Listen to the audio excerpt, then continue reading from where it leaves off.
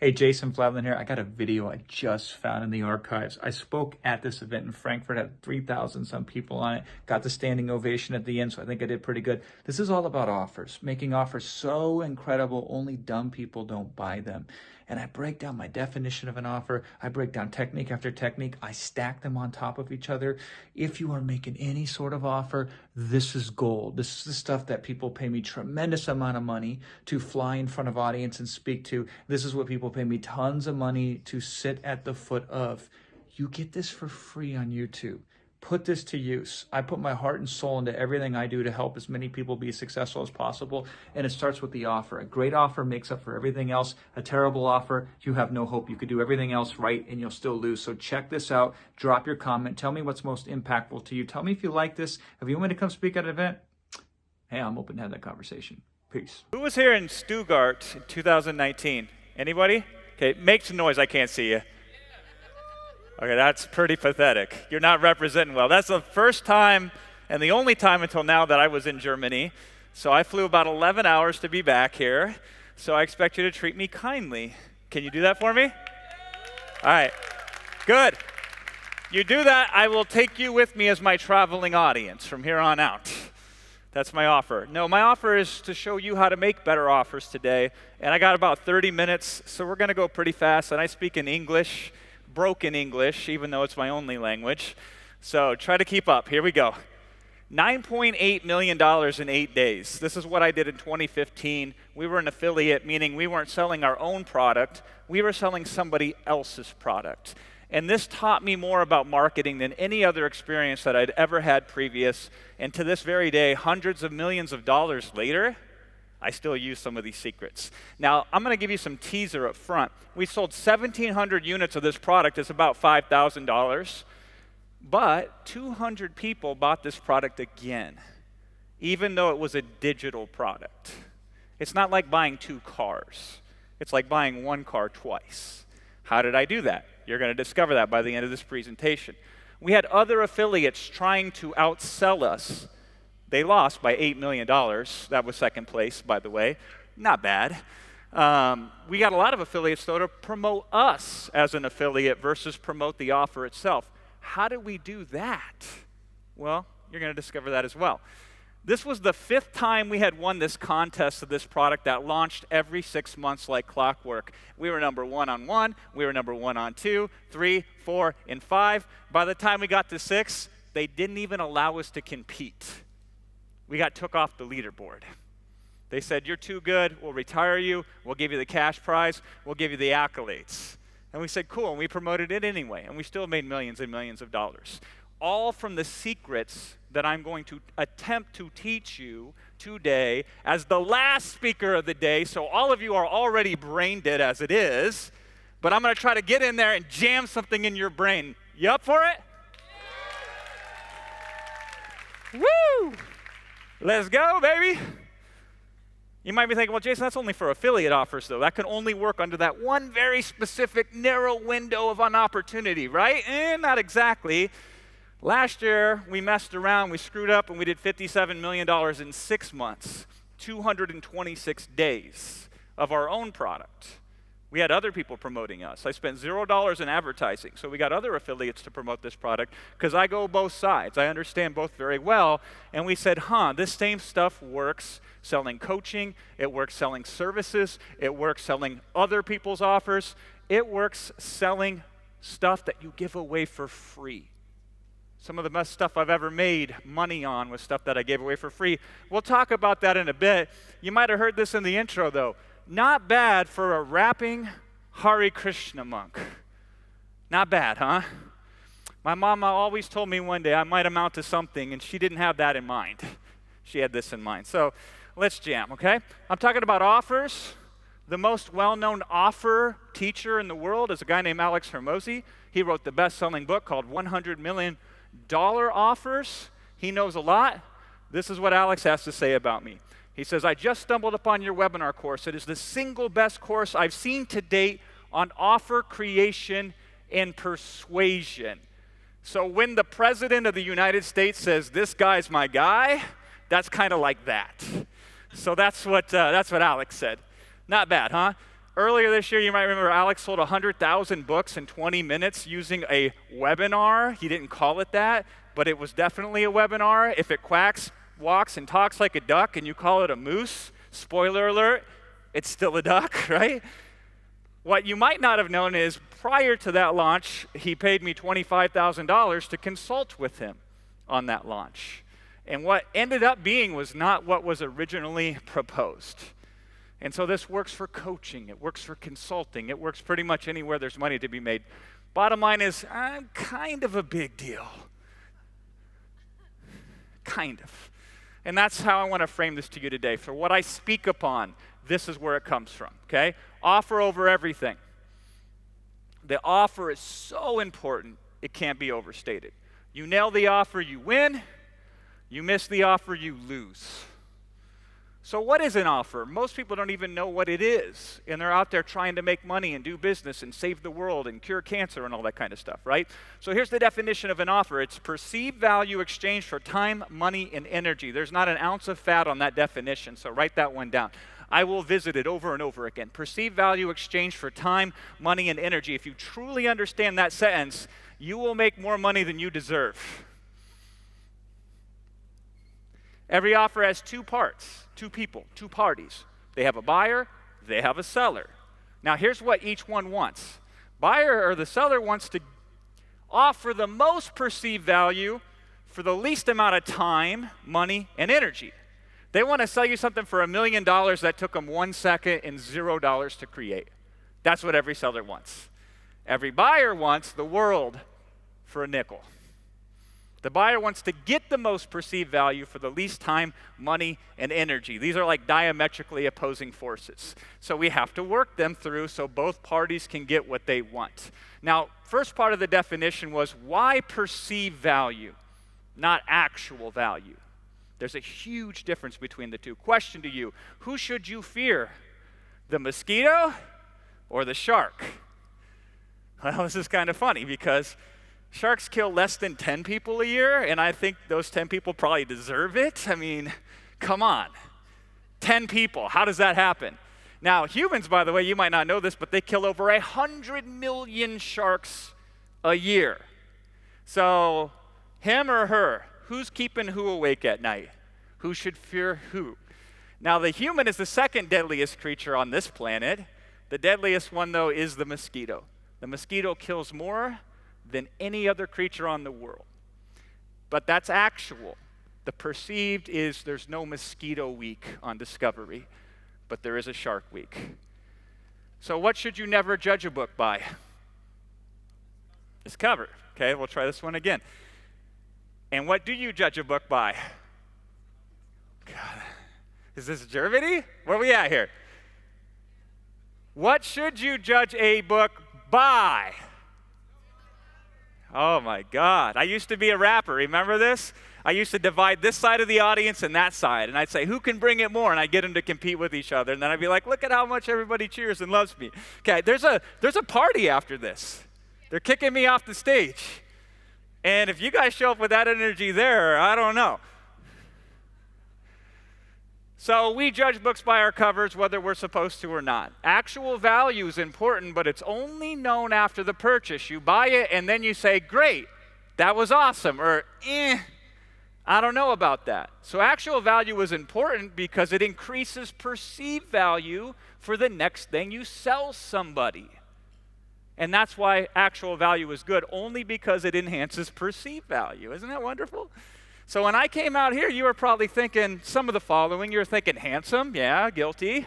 Charismatic, of course, come on, right? Smart, that's a given, yeah. You might have, marketing God even? That's what you were thinking. And then I opened my mouth and it just got better. Wow. See, the thing about an offer is this: great stuff isn't good enough. It's not good enough to have the very best thing. Mediocre is eating your lunch in the marketplace. This don't hit the same.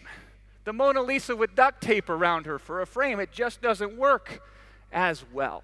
So you need the best stuff with the best perception. So perceived value. But that's only a small part of the equation. We got to do it for exchanged time, money, and energy. Now, these are the three elements: money, time, and energy. What is the order of importance? What should we focus on first, second, and third? Now, here's what most people think. They think money, we'll start with the money. That's most important. Then we'll go to time. Then we'll talk about energy. Here's the actual reality of it, though. The energy is the most important thing. Time is second most. Barely making the cut, barely of importance, is the money. Easy to prove, okay? Let's say your friend John is a barista at the exotic Starbucks. And John can find the solution to his problem without paying you anything. He can go on the internet and spend 10 hours, and lo and behold, he can have the answer to what ails him. And his cost is actually $150 because it's $15 at Starbucks, I think, I don't know. And it's 10 hours, so 10 times 15, you get the math, right? Or he can buy your product for $9. Which is a better deal? Free is more expensive than paid in so many scenarios. Think of all the stuff right now that you're not selling to your audience, and you're forcing them to do it for free. They're getting the worst end of the deal because you are not allowing them to pay you money. That is a tragedy. We will fix that. So money is the least important thing. It's obvious which is better. Paying money and saving time is better than not paying any money, but it gets even more interesting than that. We got John over here. He wants a wider, brighter smile so he's more attractive, and maybe he can make some more money that way because better teeth, better paycheck. It works like that. But then we have Jane over there. She can't sleep at night because the pain of the toothache is so great. So who's more likely to spend money first and spend more of it, John or Jane? It's Jane. And what is that? Pain. And what is pain? Is an energetic force. So the energetic force that's at work here, pain before gain. So let me ask you a question. If you knew you could not fail, and it was worth doing, and you wanted to do it more than anything, how easy would it be to take action? You could do it almost effortlessly, couldn't you? Because the energetic fear of failure has been removed. By the way, this was me in Stuttgart, 2019. I want to get a better picture today, okay? So you owe that to me, right? But taking action is easy, isn't it? If you knew you couldn't fail, you would do whatever you wanted. So then why do people have a procrastination problem? They have a constipation of the mind problem. It's because of this. Here's why you hesitate. Because there's a real chance you could lose. And that is scary.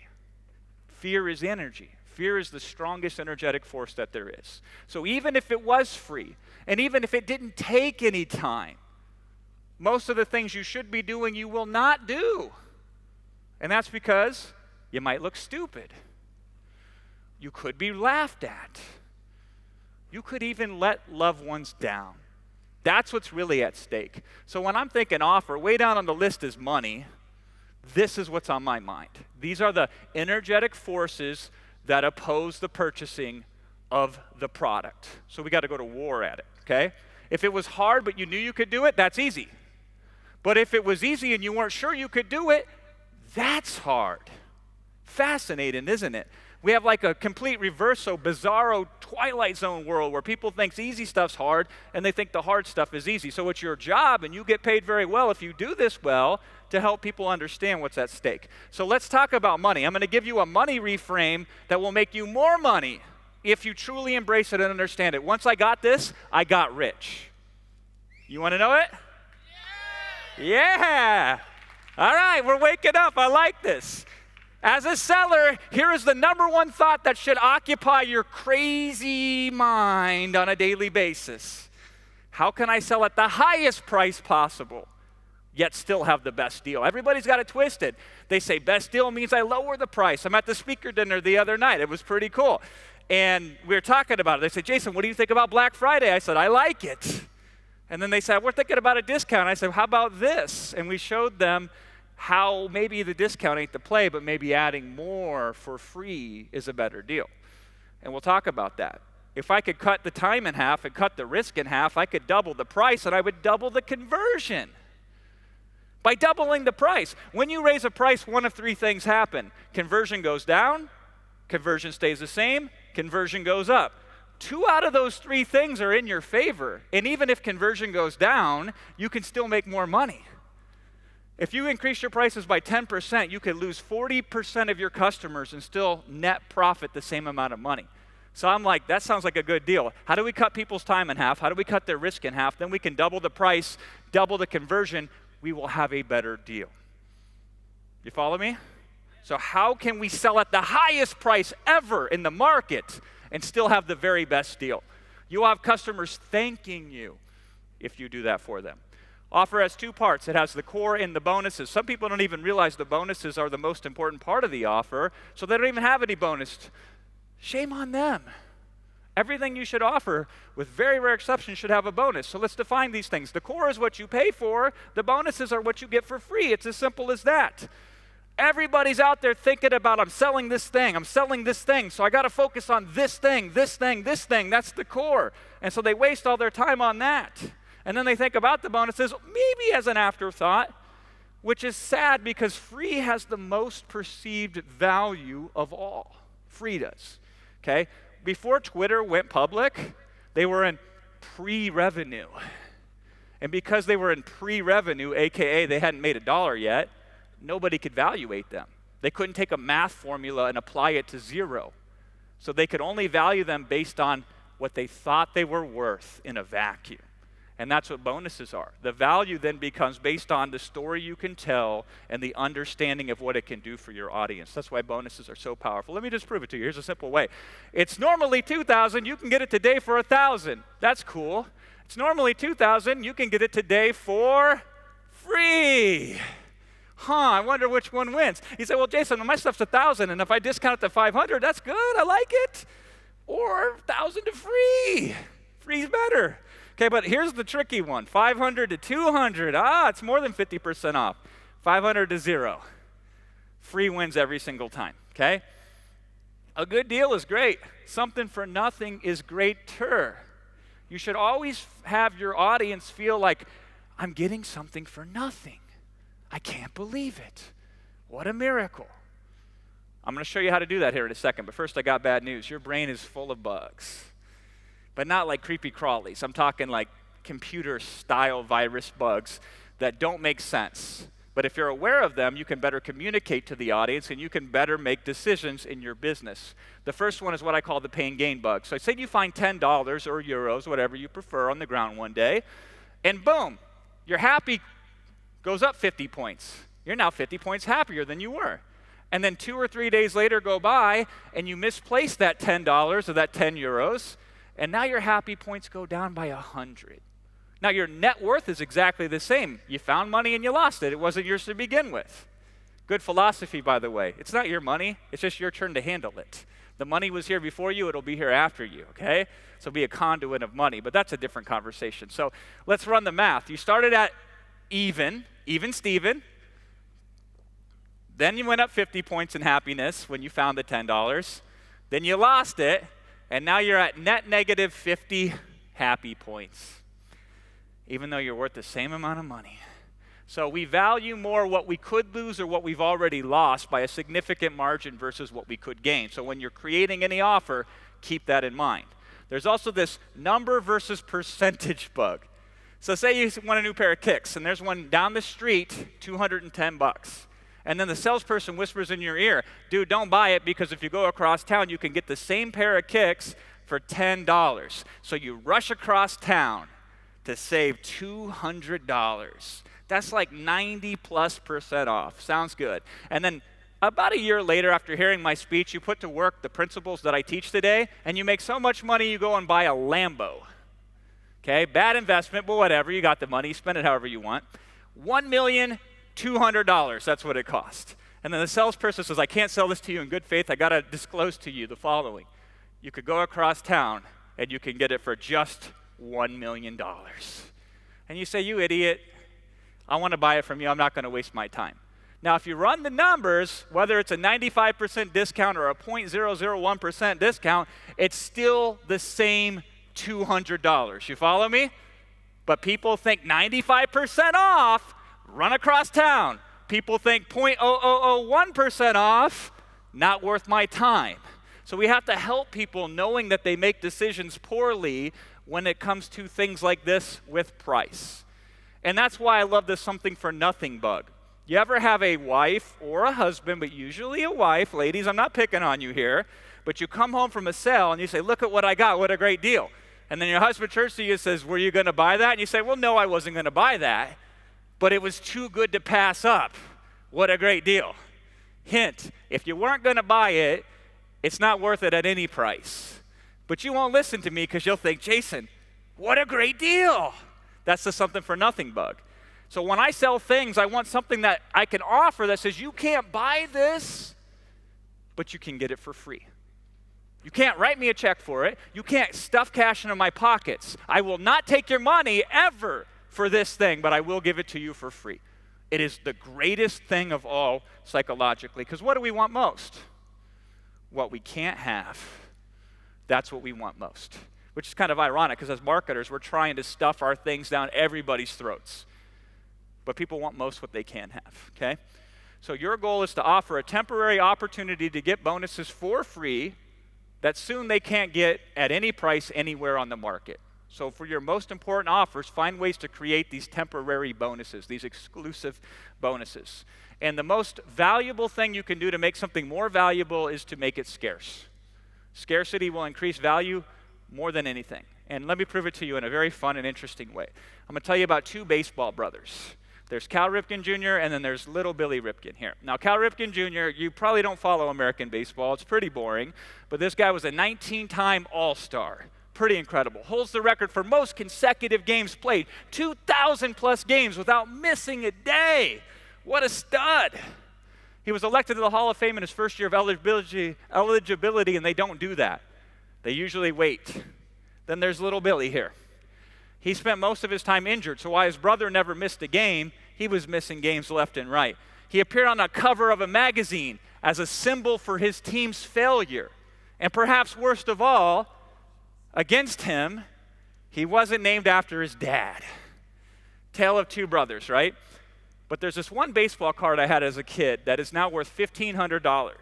Same year, same set, Cal's worth a quarter. Billy's worth $1,000. Why? I'll tell you why. If you look really close and you squint, on the bottom of his bat, there is something written on it. And they didn't catch it until a bunch of people complained. I'll give you a hint. It rhymes with duck face. Oops. Oops. Can you imagine? Little Timmy comes home, opens up the package. Mom, I got this card in it. She looks at it. Oh my God! Pull it off the shelf. And that's why it's worth $1,500, while his brother, who's 1,000,000 times better, is worth a quarter. Scarcity. So bonus scarcity is you can't buy it, you can get it for free, but only through this offer. That's how I got 200 people to rebuy the same product again, just for the free bonuses. Let me talk about the power of relative comparison. This creates value like you wouldn't believe. So there was a scientific study on attraction done one day, and my ears perk up. I'm like, okay, let's listen to that. Let's pretend you're an objective 5 out of 10 on the hot scale.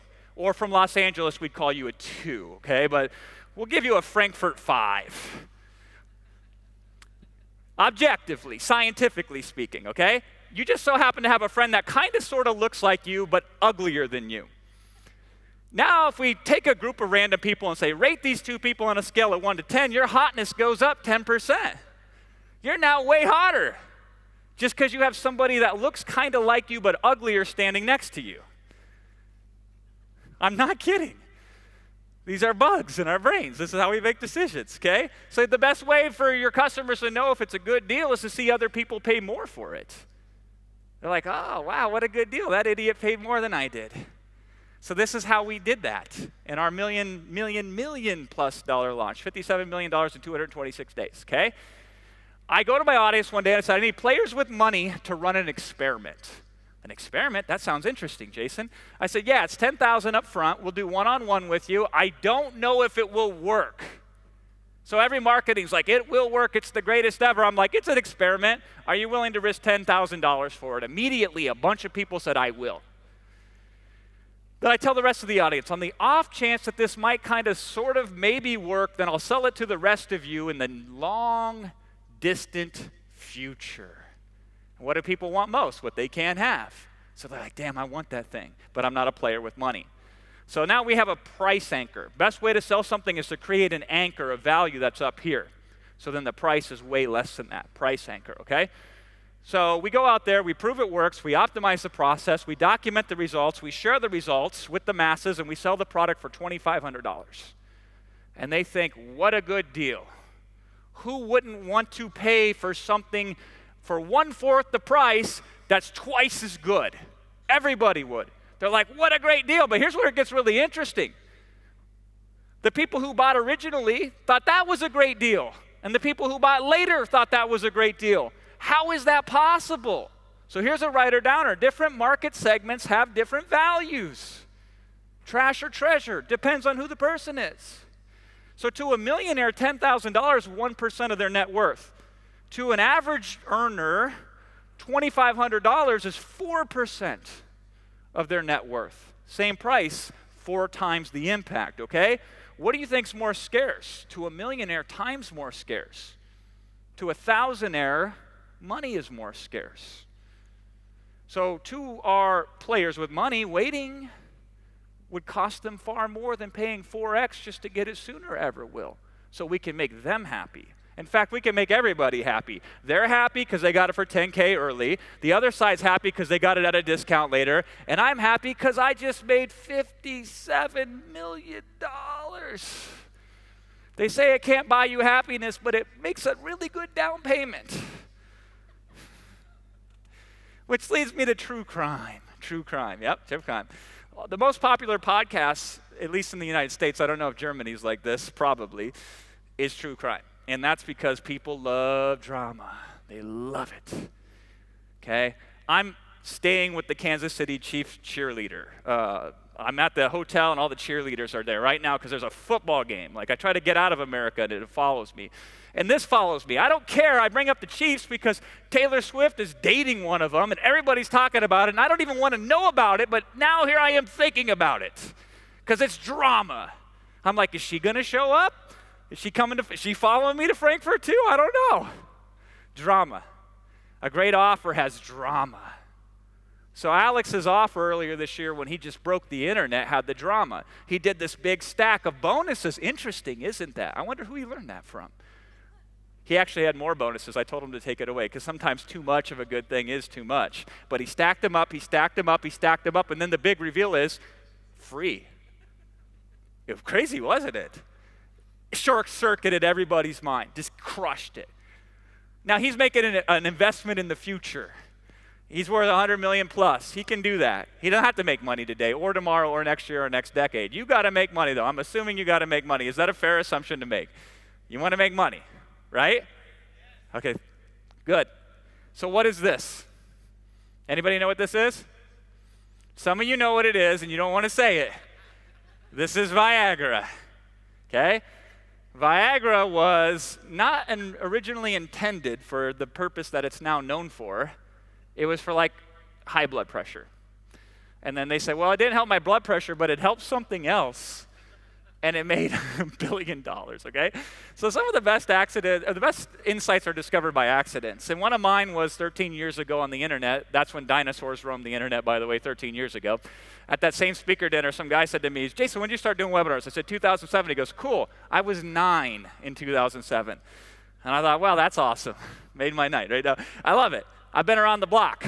And I was making an offer on a webinar one day. I said, it's $197 one pay, or it's 3 installments of $97. Go buy it now. And everybody's going to buy it. And then somebody points it out to me, Jason, you set up the payment wrong. You said 3 pay, but it's only 2. And I go, uh-oh, because I really did screw it up. So you know what I did? I said, you know what? Until I end this webinar, I will honor that price. And that day was the highest converting webinar at that time that I ever did because people wanted to take advantage of my mistake. Drama. Oh, he screwed up.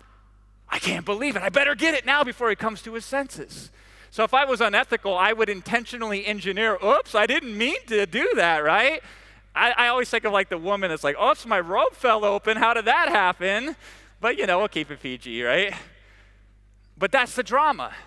And the best way to use drama is dramatic relative comparison, you versus the ugly friend.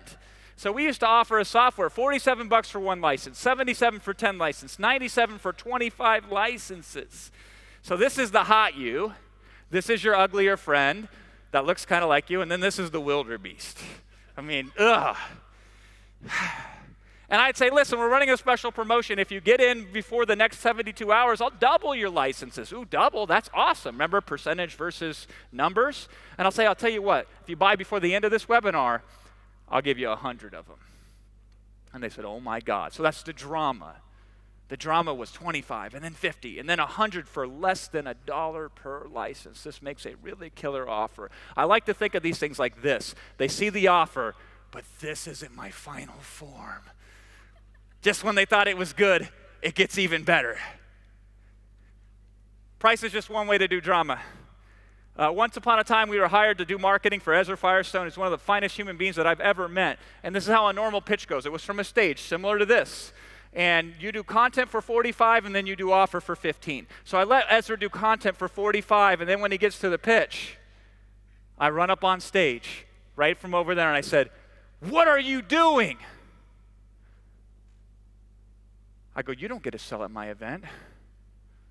And then I turned to the audience, an audience similar to this one, and I said, I get to sell at my event. And everybody started clapping. And I thought, oh my God, I'm going to make some money today. Because I've never gotten applause like, please sell me something. But then when I put the drama in, you don't get to sell at my event. Whoa, I was told I couldn't. No, you don't. I get to sell at my event. And they're like, yeah. And I said, everybody stand up right now if you know you needed this for more than 3 months. And I say, stay standing if you know you need it for 6. And I say, stay standing only if you know you need it for 12 months or more but haven't done it yet. That's the risk, right? And I said, I don't know if the rest of you should buy this, but those of you standing, go to the back of the room right now and sign up. And they did. Crazy, huh? I only got like a couple minutes left, so I'm going to make the rest of this brief. For the rest of the audience, I say, who here, after I did the year close, I said, what's stopping you? And somebody says, money. And then some other smart ass in the front row says to me, Jason, I spent all my money with you already. And they laugh. I didn't laugh. I said, that's not true. I said, you bought an airplane ticket to be here. You're in the hotel. So don't tell me it's about the money. I said, what is it really about? It's about the time. Speaking of time, regretfully, I don't have much left with you here today. So I will end you with a final thought of offer, perceived value. We talked about it. It's not good enough to be good enough. Have the very best thing possible. It ain't about the money. It's about how the money is compared to the value. The time. What's the time that's involved in order to get what you're selling? And most importantly, what's the energetic force that opposes it? Is it fear? Is it, I don't think I'm enough?